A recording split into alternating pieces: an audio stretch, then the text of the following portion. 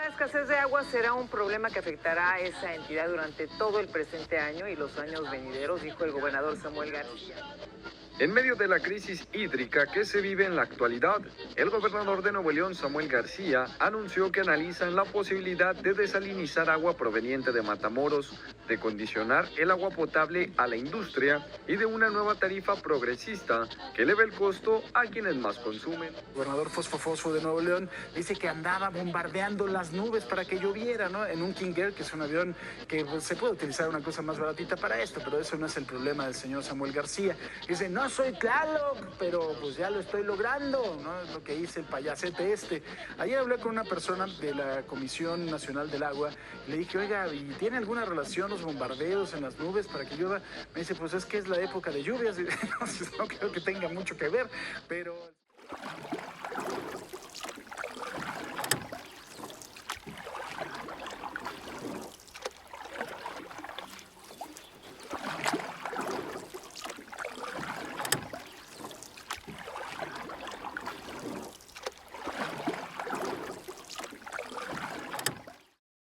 A veces los aprendizajes más importantes no caben en una libreta, caben en una mirada, en una pregunta, en una gota de agua que cae en el patio.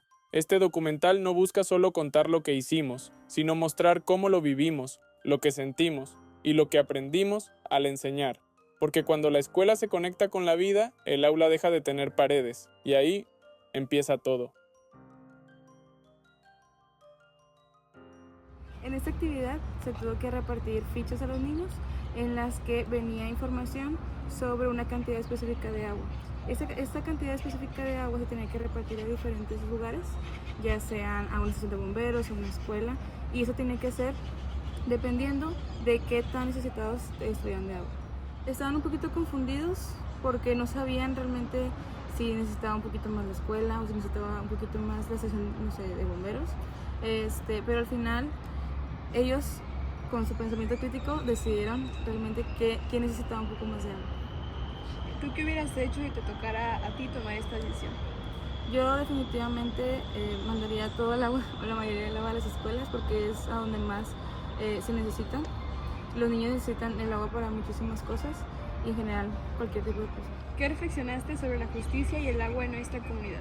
Es importante repartir el agua justamente para las personas principalmente que la necesitan más, y después a las personas que realmente no tienen esa carencia de agua. Otra vez. ¿Qué descubriste al aplicar el aprendizaje basado en indagación? Lo principal que descubrí fue que los alumnos ya no racionalizan como antes, no tienen un pensamiento crítico, y también está muy difícil hacer que ellos, como enseñar ese tipo de pensamiento, porque tiene que ser desde su capacidad y de sus tiempos, y ya no se puede enseñar a pensar. ¿Cuál fue el mayor reto al planear desde el enfoque STEAM? El pensamiento crítico, el pensamiento crítico y los tiempos, porque principalmente no teníamos nada de tiempo para aplicar con todo el itinerario escolar que tenían en la escuela, y también pues que ellos ya no estaban pensando, entonces meter muchas sesiones en una sola fue un reto para mí y para los niños, porque también ellos se sobrecargaban mucho de información, yo me sobrecargaba mucho de información, y eso mismo hacía como que todos nos estresáramos y ya no captábamos ni la atención que yo quería ni lograba lo que yo esperaba. ¿Qué aprendiste sobre el papel del maestro en este tipo de metodologías? Que se necesita mucho tiempo y mucha paciencia, principalmente cuando las cosas no salen como uno lo espera y cuando no da el horario escolar, porque pues nunca vamos a dejar de tener responsabilidades fuera de la planeación, e integrarlo también es difícil. El trabajar en colegiado en la planeación también fue muy importante, porque tal vez a mí no me resultó como yo esperaba, pero a mis compañeros hubo unas victorias y unas, a lo mejor, amenazas que yo no tuve. ¿Cómo se ponen de acuerdo para hacer el muro del agua? Primero se les expuse a los niños la captación de agua, primero que nada. Les pregunté su experiencia acerca de esto. Muchos me contestaron que sí, captaban agua de lluvia en las casas de sus abuelas, en sus casas, y pues las actividades que para las que lo utilizaban. Luego de eso les pregunté en qué podíamos utilizar esa agua captada de lluvia aquí en la escuela y cómo se podía hacer de una manera más grande. Luego de eso les pregunté con qué materiales podían hacerse y ya me pusieron varias ideas, botellas de plástico, taparroscas, tubos de PVC gigantes, ¿qué más? Garrafones y así. ¿Cómo se repartieron los roles?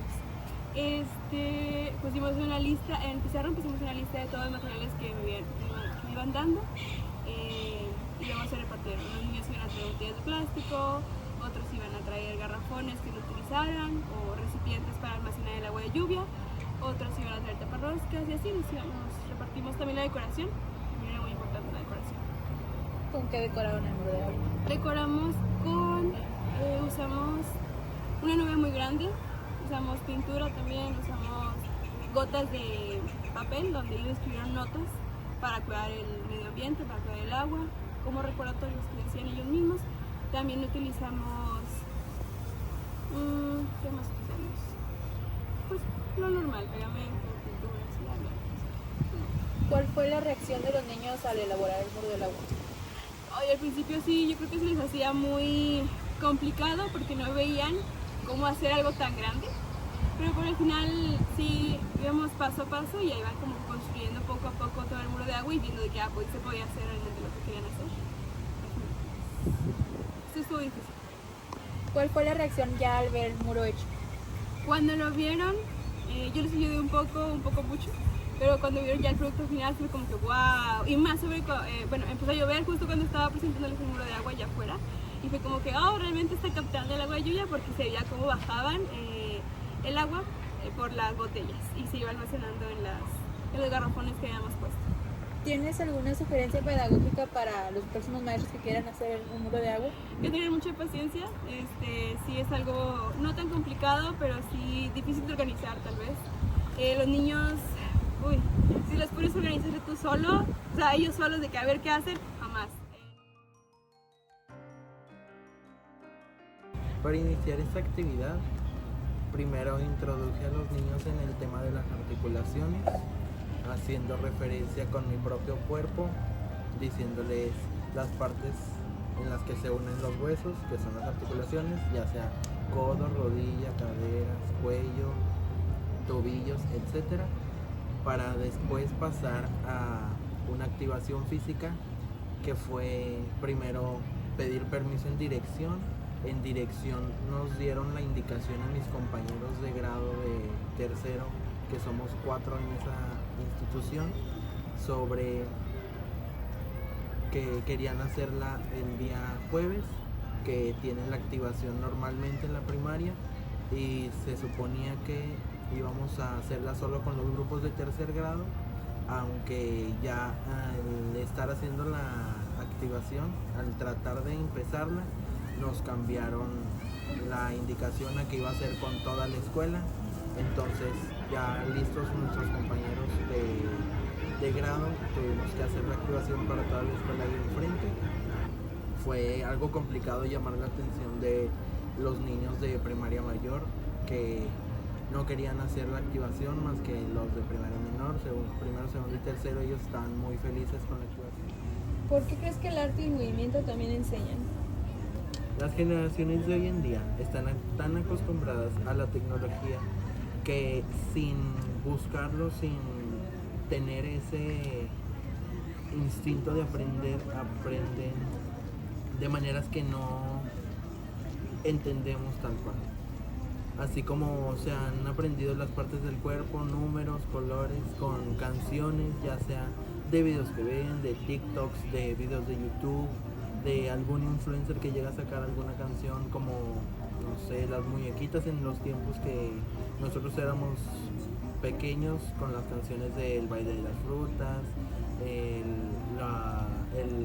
baile del cuadrado, canciones así como lo está haciendo ahora la canción René, las canciones que están sacando Belibeto, que sin buscar un aprendizaje los niños están llegando a un aprendizaje inconsciente en el que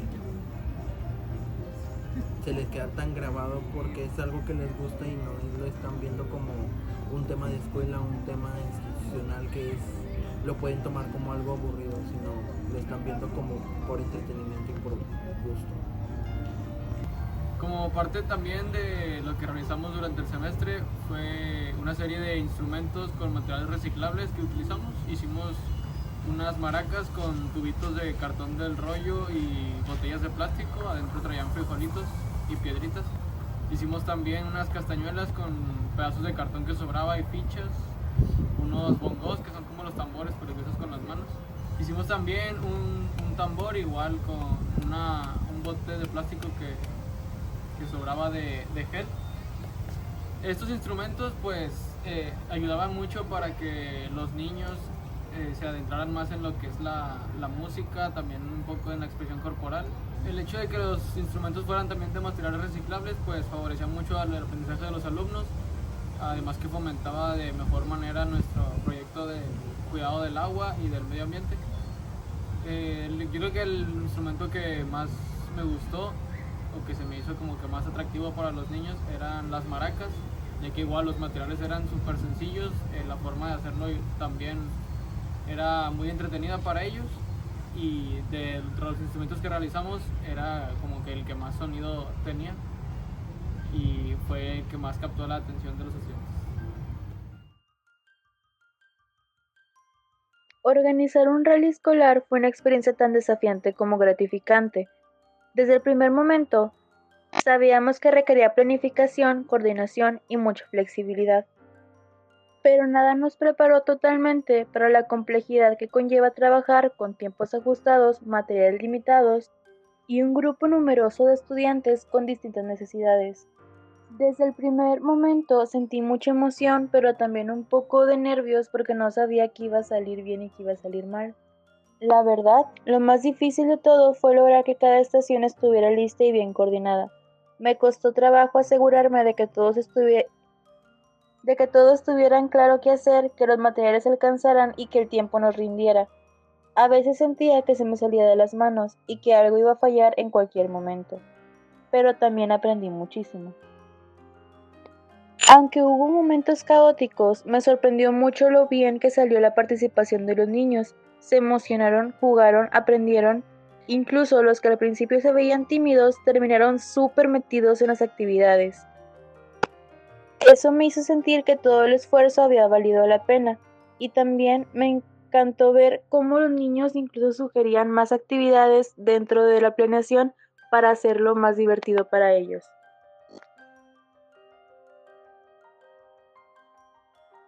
Si pudiera volver a aplicarlo, sí cambiaría varias cosas.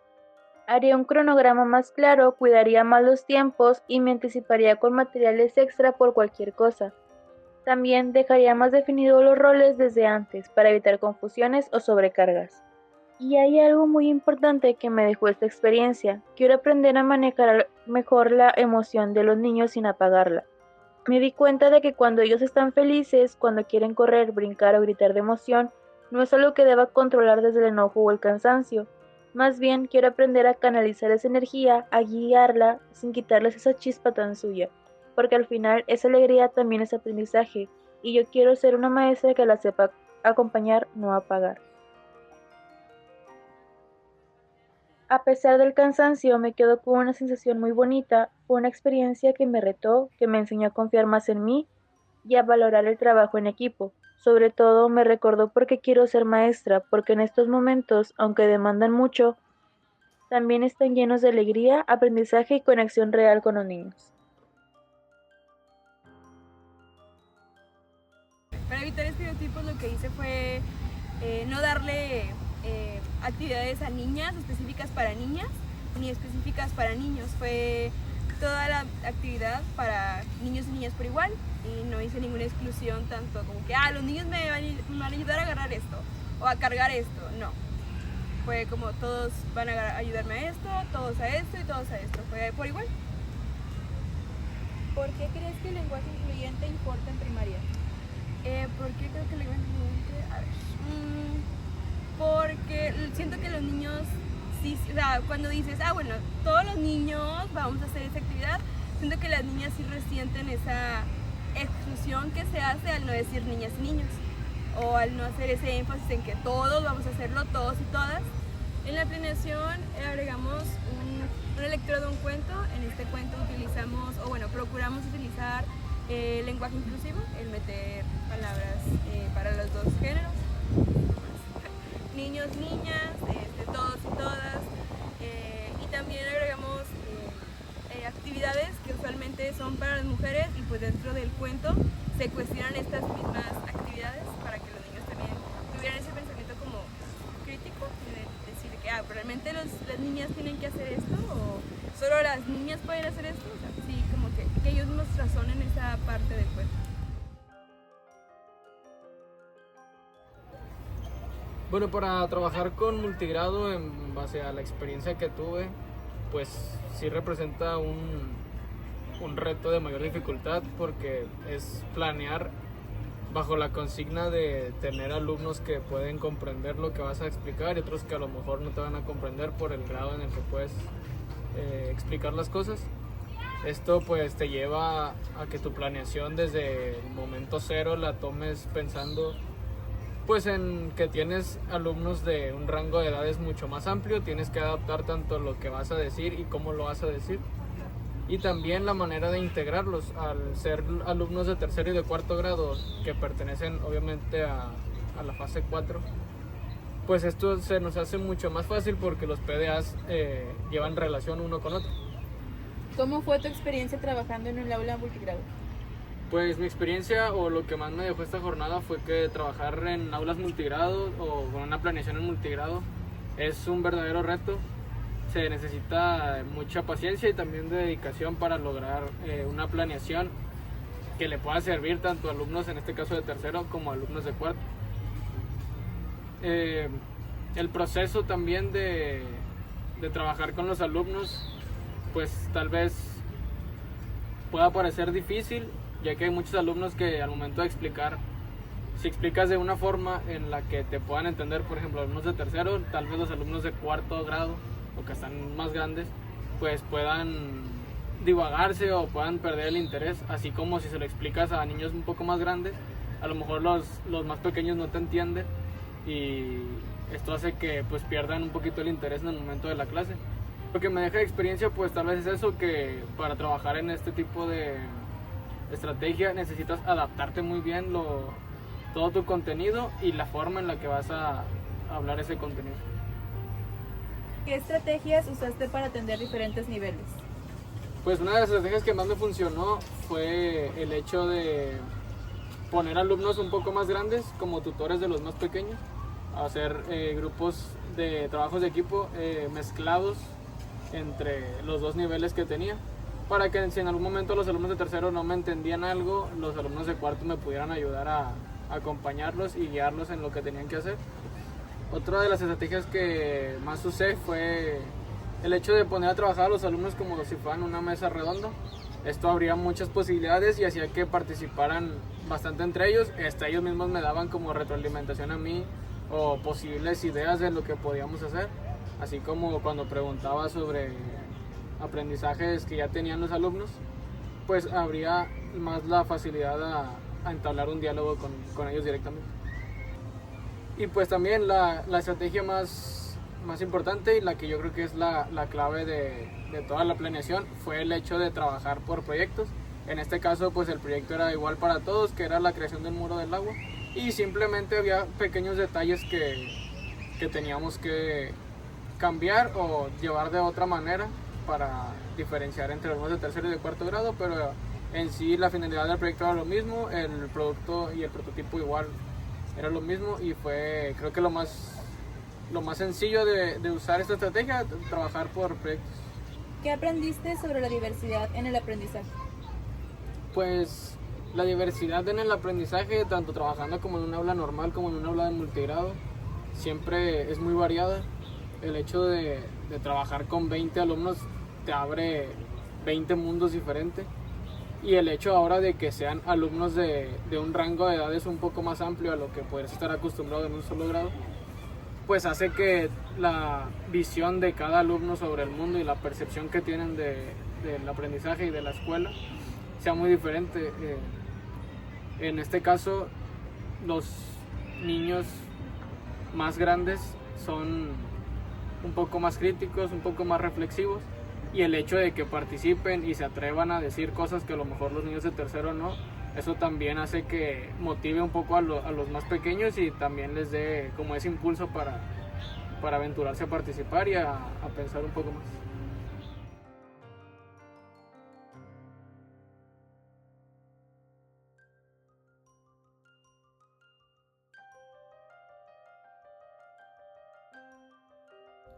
In a third grade classroom, something special happened.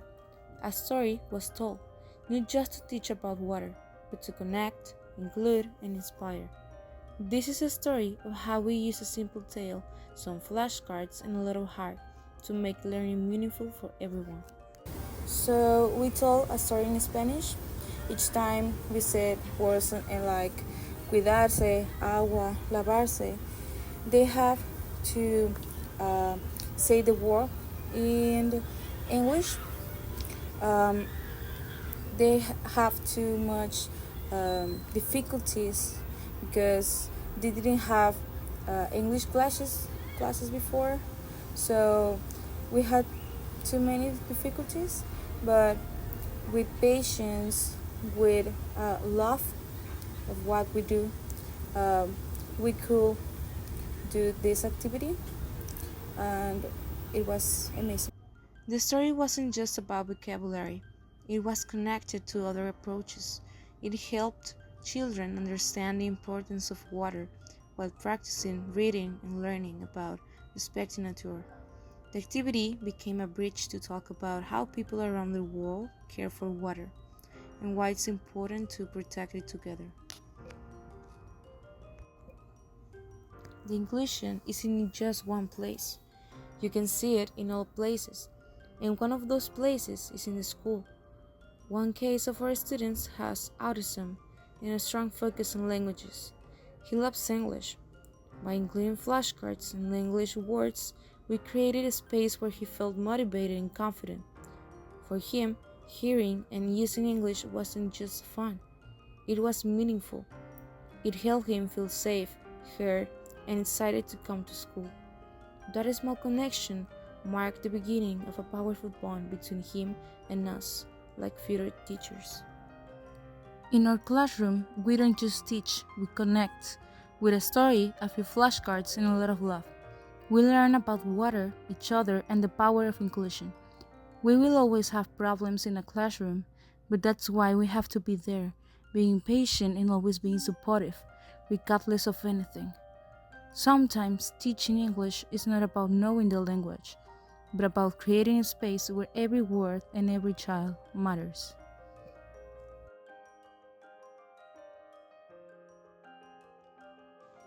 Trabajar con el cuento El susurro del río azul fue una experiencia profundamente significativa, tanto para mí como para mis estudiantes. En nuestra escuela, los niños ya habían tenido un acercamiento a las lenguas originarias, ya que algunos pertenecen a comunidades indígenas. Durante un tiempo tuvieron clases con una maestra que les enseñaba esta lengua náhuatl, y además en los libros de texto gratuito aparecen actividades y contenidos que promueven la diversidad lingüística y cultural. Sin embargo, vivirlo a través de una historia con personajes, emociones y memoria colectiva fue algo muy distinto. A través de este material que fue el cuento, vivieron una cultura que pudieron sentir como suya y empatizar con ella. Vieron reflejadas costumbres, formas de hablar, maneras de cuidar la naturaleza, que en muchos casos también existen en sus familias.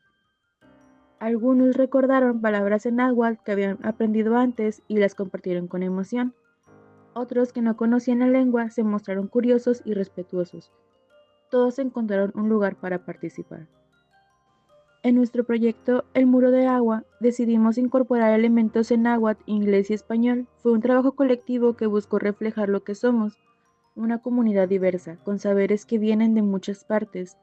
El náhuatl no fue algo impuesto ni ajeno, sino parte del paisaje cotidiano del aula, y darle un espacio central lo transformó en algo vivo, importante y compartido.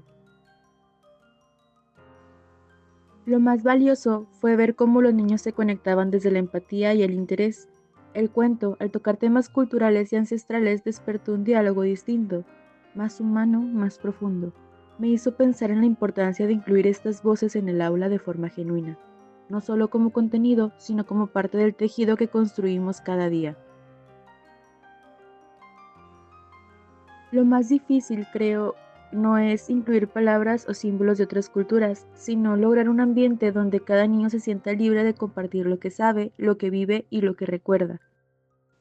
Donde hablar una lengua indígena no cause vergüenza, sino orgullo, donde escuchar otras formas de ver el mundo no sea extraño, sino enriquecedor. Lo que aprendí de esa experiencia es que la interculturalidad no se enseña como una lección más, se vive, se construye en el diálogo, en el respeto, en las preguntas sinceras y en los espacios donde las diferencias se abrazan, no se ocultan. Es una tarea diaria, pero vale la pena. Porque cuando los niños se ven reflejados en lo que aprenden, cuando sus raíces son valoradas, cuando sienten que su historia importa, el aula deja de ser solo un lugar de conocimientos, se convierte en un espacio de dignidad y de esperanza. Este semestre no fue solo contenido, no fueron solo planeaciones, rúbricas, listas de asistencia ni cuadros de evaluación. Fue algo mucho más profundo, fue ese primer acercamiento real a lo que significa ser docente. Y no hablo solo de pararse frente a un grupo o explicar un tema. Hablo de sostener miradas, de adaptarse cuando el tiempo no alcanza, de estar presente cuando nada sale como lo imaginamos. Descubrimos que enseñar no es algo que se domina, es algo que se vive.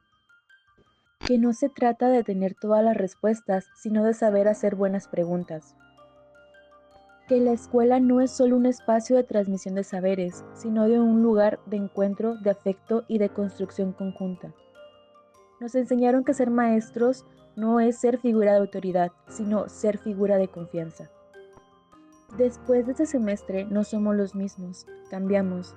Y cambiamos porque empezamos a ver la educación no solo como una meta, sino como un proceso que también nos transforma a nosotros. Ser maestro hoy es sostener la esperanza en medio del caos. Es entrar al aula con la certeza de que cada niño merece una oportunidad. Es trabajar con lo que hay, aunque a veces falte casi todo. Nuestro momento favorito no fue una actividad perfecta, fue ese instante en el que sentimos que sí estamos hechos para esto, que con todo el miedo, con todo y la duda, tenemos dentro de nosotros lo necesario para ser los maestros que queremos ser. Hoy dimos un paso real hacia esa maestra, ese maestro que soñamos ser. Y aunque nos falte camino, ya empezamos a recorrerlo. Hoy empezamos a ser.